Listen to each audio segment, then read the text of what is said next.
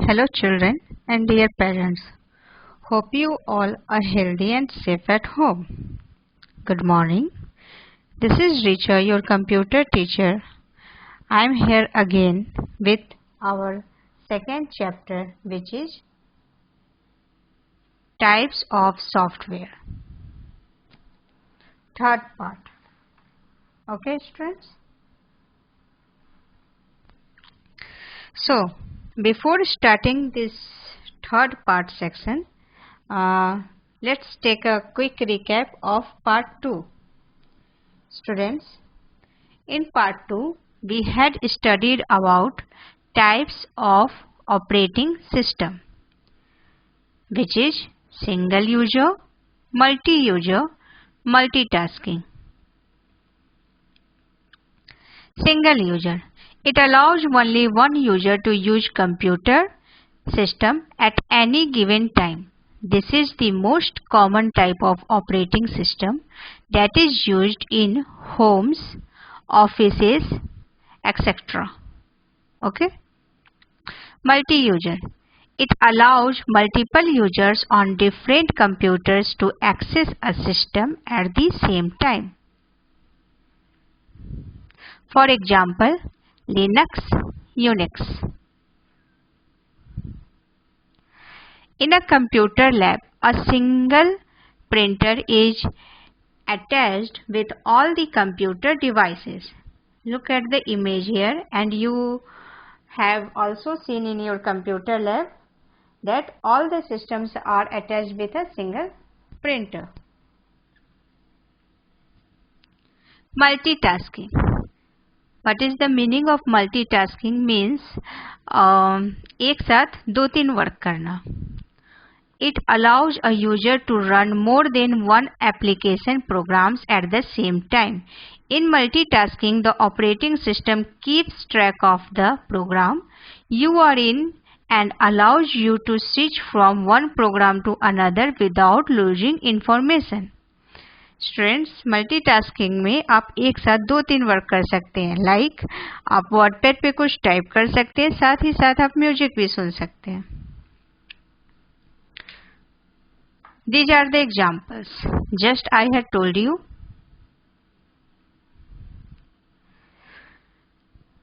Now, utility programs. This was the second topic in previous class. It is a system software designed to help analyze, optimize, configure, maintenance. It is a type of system software used to support the computer. Some utility software help to avoid virus attack, take backup of your data, recover data that has been accidentally erased, etc. For example, antivirus, backup, disk repair, compression, network program, file management. Network utility. Let's discuss now some examples. It checks the network connectivity and configuration of network. It also examines the network speed and performance, monitor network traffic from the console and tracks the bandwidth usage. These are the image. File management. It helps the user to perform various operations on files such as viewing, editing, copying and deleting. It also helps in managing files and folders and organizing them in a computer's storage device. Disk management. It enables a user to view and manage the disk driver installed in a computer. It can be used to partition drivers, format drivers, assign driver letters and much more. Scanning. It is done by using antivirus utility. This utility provides protection to your computer against virus attack. It includes tools to recover lost files and protect your machine against system failure. Backup. Makes copies of all information stored on a disk and restores either the entire disk in a event of disk failure or selected files that are accidentally deleted or corrupted. Okay. Compression. It is a process that shrinks files so that less disk space is occupied. The first files that are bigger in size to be compressed while sending as an email attachment. So students, let's start today's topic now. Today we are going to study about last type of system software, which is language processor, application software, parts of application software. Let's begin now. Language processor. Each software is created by writing programs in computer programming language. As we know that a computer can understand only the machine language, which comprises of ones and zeros. Therefore, programs written in this programming language cannot be recognized by a computer. Here, a language processor plays a vital role in translating the program language into machine language. Look at the image here. Computer language, low level language which is machine language, middle level language which is assembly language, and high level language similar to human language like COBOL, C, C++ and Java.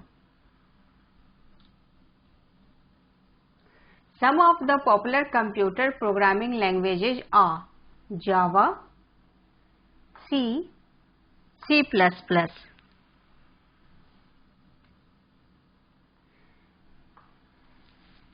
Language processors are divided in two parts. First one is interpreter, second one is compiler. Let's discuss the first one, which is interpreter. Look at the image here. This is the image of interpreter. It translates the program code line by line and executes the converted line. If any error is found, it displays the error and does not proceed until the error is rectified. Okay. Compiler. This one is second one, compiler. Look at the image here. Compiler. It is a translator program that converts the whole program into equivalent machine code in one go.